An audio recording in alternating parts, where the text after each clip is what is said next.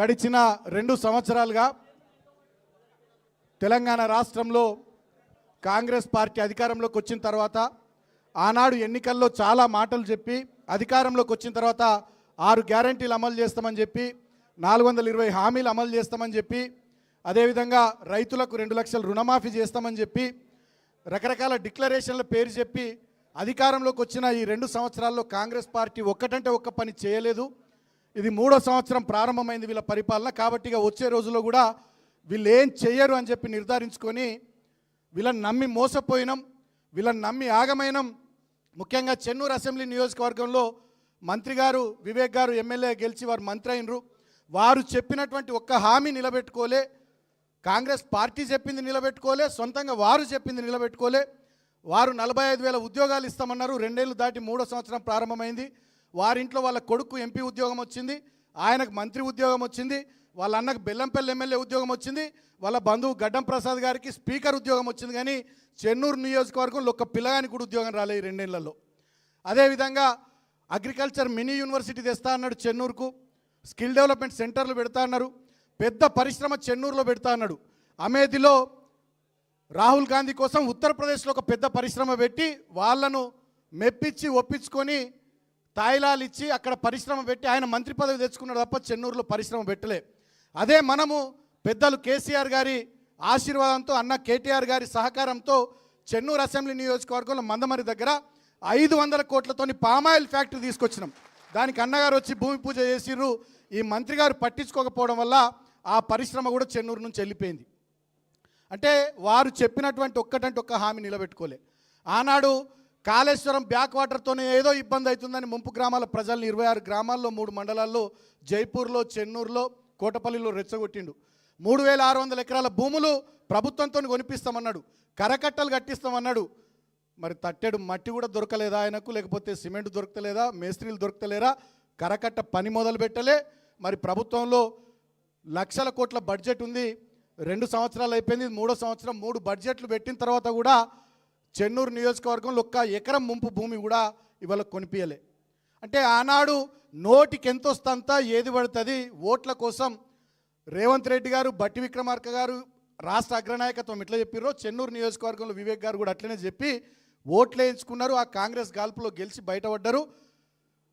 ఒడ్డెక్కేదాకా ఓడమల్లన్న, ఒడ్డెక్కినాక బోడమల్లన్న అన్నట్టుగా వ్యవహారం చేసిరు తప్ప ఇవాళ నియోజకవర్గంలో ఏం చేయలే. ముఖ్యంగా చెన్నూరు నియోజకవర్గంలో నేను 2 నిమిషాలు చెప్పి అన్నగారికి ఇస్తాను, సిరిసిల్ల వెళ్ళాలి కాబట్టి.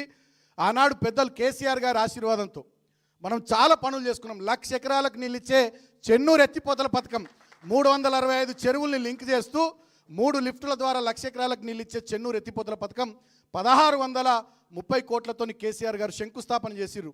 ఇవాళ మనకెక్కడ పేరు వస్తుందని చెప్పి ఇవాళ ఆ ప్రాజెక్టును పక్కకు పెట్టారు, కేసీఆర్ గారికి మనకు పేరు రావద్దని. అదేవిధంగా ఆనాడు చెన్నూరును కేసీఆర్ గారు రెవెన్యూ డివిజన్గా జీవో ఇచ్చిర్రు. ప్రాసెస్ స్టార్ట్ అయింది, దాన్ని మళ్ళీ మనకెక్కడ పేరు వస్తుందని దాన్ని పక్కకు పెట్టిరు. కేసీఆర్ గారు ఆనాడు 4,35,00,000తోని చెన్నూరుకు బస్ డిపో ఇచ్చిర్రు. మారుమూల ఏరియా అటు ఛత్తీస్గఢ్ కానీ మహారాష్ట్ర కానీ చుట్టుపక్కల ప్రాంతాలకు బస్ సర్వీసులు ఉండాలి, ప్రజలకు రవాణా సౌకర్యం మంచిగా ఉండాలని బస్ డిపో ఇస్తే మనకు పేరు వస్తుందని చెప్పి దాన్ని పక్కకు పెట్టిరు. కేసీఆర్ గారు దాదాపు 10 కోట్లతోని 50 పడకల ఆసుపత్రి చెన్నూరు పట్టణానికి ఇచ్చిర్రు, నియోజకవర్గ కేంద్రమని. దాన్ని పూర్తి చేసుకున్నాం. 32 కోట్లతోని సార్ను మనం రిక్వెస్ట్ చేస్తే 100 పడకల ఆసుపత్రి ఇచ్చిండు. మనం ఉన్నప్పుడు పనులు ప్రారంభమైన ఇవాళ మనకు పేరు వస్తుందని చెప్పి 100 పడకల ఆసుపత్రి పనులు కూడా ఈ మంత్రి గారు ఆపేసిరు. 5 కోట్లతో కేసీఆర్ గారు స్కిల్ డెవలప్మెంట్ సెంటర్ ఇచ్చారు మనకు, దాన్ని ఆపేసిరు. మహిళా భవన్ కట్టినాం, అది ఇంకా ఇనాగ్రేట్ చేయలే. కేసీఆర్ గారు 7.5 కోట్లతోని integrated veg and non veg market Chennur పట్టణానికి ఇచ్చారు. దాన్ని 95% పనులు మనం పూర్తి చేసినాం, 5% పూర్తి చేయాలి. అది కూడా ఆయన చేయకుండా మీద ఏదో మెరుగులు దిద్ది మొన్న వ్యాపారస్తులను పంపిస్తే వాళ్ళు ఒక్కరోజే అమ్ముకున్నారు. తెల్లారి నుంచి మళ్ళీ వెళ్ళిపోయి గాంధీ చౌక్లో అమ్ముకునేటటువంటి దుస్థితి వచ్చింది. అదేవిధంగా మందమరి పట్టణంలో క్యాతన్పల్లి మున్సిపాలిటీలో కూడా ఇటువంటి integrated veg and non veg మార్కెట్లు ఆపేసిండు ఆయన, పార్కులు ఆపేసిర్రు. అదేవిధంగా మహిళా భవనాలు, కేసీఆర్ గారు ఇచ్చిన మహిళా భవనాలు ఆపేసిర్రు, గ్రంథాలయాల పనులు ఆపేసిర్రు. కేటీఆర్ గారు పెద్దలు మనకు ఆనాడు 28 కోట్ల TVFIDC నిధులు ఇచ్చిండు చెన్నూరు పట్టణానికి, ఆ జీవోను కూడా పక్కకు పెట్టిర్రు. తర్వాత కేసీఆర్ గారు 3 మున్సిపాలిటీలకు స్పెషల్ డెవలప్మెంట్ ఫండ్ నుంచి 25 కోట్ల చొప్పున మందమర్రి, క్యాతన్పల్లి, చెన్నూరు పట్టణాలకు నిధులు ఇచ్చిండ్రు, వాటిని పక్కకు పెట్టిర్రు. అంటే ఇవాళ ఒక్కటంటే ఒక్క పని జరుగుతలే. ఈ 2 సంవత్సరాల కాలంలో కుందారంలో మనం కట్టిన ఆసుపత్రికి పోయి ఆయన రిబ్బన్ కత్తిరించిండు. మందమరిలో కేతన్పల్లిలో మనం కట్టినటువంటి రైల్వే ఓవర్ బ్రిడ్జ్లకు పోయి రిబ్బన్లు కత్తిరించిండు.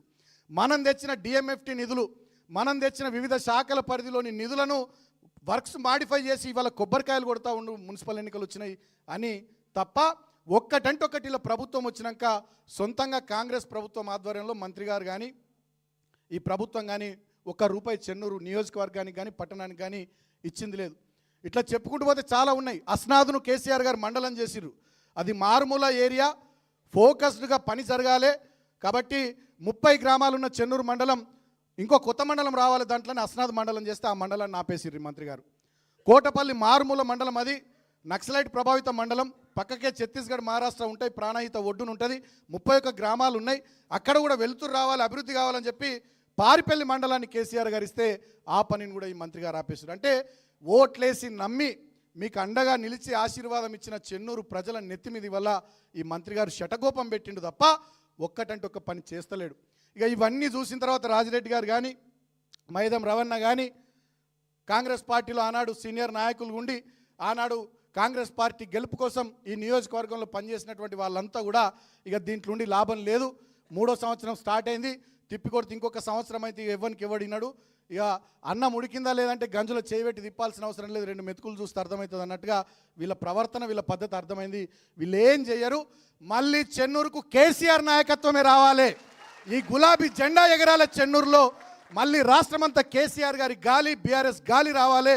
దానికి ఈశాన్య ప్రాంతమైనటువంటి చెన్నూరు నుంచే శ్రీకారం చుట్టాలని చెప్పి వాళ్ళ అధికార పార్టీలో వాళ్ళకి అన్ని అవకాశాలు ఉండగా కూడా 3 సంవత్సరాల కాలం ఉండగా కూడా వీళ్ళతోనేం కాదు, వీళ్ళు ప్రజలకు ఏమి చెయ్యరు, ఈ ప్రాంతానికి ఏం చేయరని చెప్పి ఆలోచనతో ఇవాళ కాంగ్రెస్ పార్టీకి రాజీనామా చేసి ఇవాళ మన పార్టీలోకి వచ్చినటువంటి మాజీ జడ్పీ వైస్ చైర్మన్ రాజిరెడ్డి అన్నకు, అదేవిధంగా మైదం రవణకు, సోదరుడు సతీష్కు, ఇంకా చాలామంది ఉన్నారు. అదేవిధంగా కేతన్పల్లి మున్సిపాలిటీ నుండి వచ్చిన సోదరుడు మా వంశీకి, తర్వాత రఘు గారికి, నగేష్ గారికి, తర్వాత ఇతర హరీష్ గారికి, ఇతర చాలామంది చేరుతూ ఉన్నారు. అందరికీ కూడా అన్నగారు ఉపన్యాసం తర్వాత కండువాలు కప్పిస్తాము.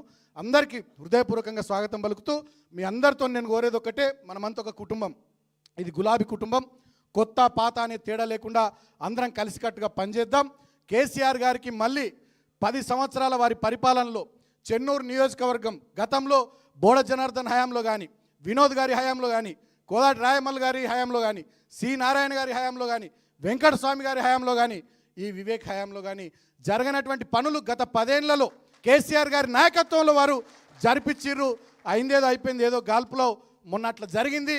కానీ మళ్ళీ చెన్నూరులో గులాబీ జెండా ఎగరేసి కేసీఆర్ గారికి కానుక ఇచ్చే విధంగా రాబోయే రోజుల్లో మనమంతా కలిసికట్టుగా పనిచేసుకుందామని, ముఖ్యంగా వచ్చే మున్సిపల్ ఎన్నికల్లో చెన్నూరు మున్సిపాలిటీ మీద, కేతన్పల్లి మున్సిపాలిటీ మీద గులాబీ జెండా ఎగరేసి కేసీఆర్ గారికి, కేటీఆర్ గారికి కానుక అందించే విధంగా మనమంతా కష్టపడదామని, అందరం కూడా సోదరులం అందరం కూడా కలిసికట్టుగా సమన్వయంతో పనిచేసుకుందామని చెప్పి మీ అందరికీ హృదయపూర్వకంగా తెలియజేస్తూ, ఒక్క విషయం అన్నగారు మాట్లాడే ముందు నేను చెప్తా ఉన్నా.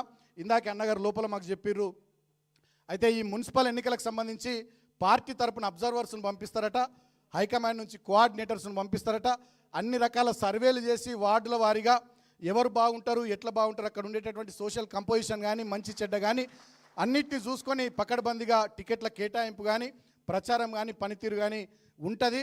సో మొత్తానికి మీకు ఇడిసబెట్టేది ఏమి ఉండదు, మా పైనుంచి మాది కూడా ఉంటుందని చెప్పి అన్నగారు ఇందాకనే వారు చెప్పినారు. డెఫినెట్గా అధిష్టానం ఒక కన్ను మన మీద పెడితే వాళ్ళ ఆశీర్వాదం మనకుంటే ఇంకా మంచిదే. అబ్జర్వర్స్ ఎవరు వస్తారో, కోఆర్డినేటర్స్ ఎవరు వస్తారో వాళ్ళతో కూడా మనం సమన్వయం చేసుకుని 2 మున్సిపాలిటీల్లో పనిచేసుకోవాల్సినటువంటి బాధ్యత మనందరి మీద ఉంటుందనేటటువంటి విషయాన్ని మీ అందరికీ కూడా తెలియజేస్తూ, ఇప్పటికే మీరు బ్రహ్మాండంగా కన్నీరు పెడుతున్నటువంటి చెన్నూరు, కన్నీరు పెడుతున్నటువంటి కేతన్పల్లి అని చెప్పి మన హయాంలో జరిగిన పనులు, ఇప్పుడు ఏం జరగని తీరు, ఇప్పుడు ఏం చేయనటువంటి విధానాన్ని ప్రజలకు వివరిస్తూ ఇల్లు మీరు తిరుగుతూ ఉన్నారు. మీరు తిరుగుతూ ఉంటే మంత్రి గారు భయపడి ఎన్నడూ లేడు, వరుసగా 4 రోజులు నియోజకవర్గంలోనే ఉన్నాడు, అంతటా తిరుగుతూ ఉన్నాడు. ఆయన ఎక్కడికి పోతే అక్కడ అడ్డుకుంటున్నారు, నిలదీస్తూ ఉన్నారు.